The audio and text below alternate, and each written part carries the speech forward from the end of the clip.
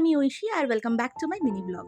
আজকে দেখাচ্ছি হচ্ছে ডালের বড়ি, মসুর ডালের বড়ি আমি দিয়েছি। এটা আমার ঠাকুমা দিত আগে, তো আমি কিভাবে কি প্রসেসে দিয়েছি সেটাই ভাবলাম তোমাদের সাথে একটু শর্টস ভিডিওর মাধ্যমে বা মিনি ব্লগের মাধ্যমে শেয়ার করি।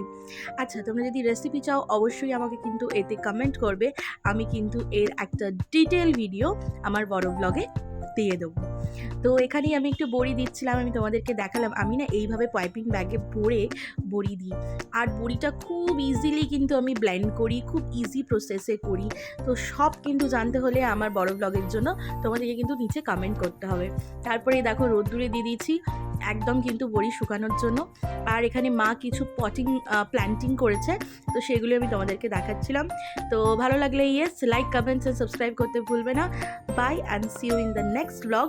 Till then take care and ভালো থেকো, সবাই কিন্তু সুস্থ থেকো। বাই।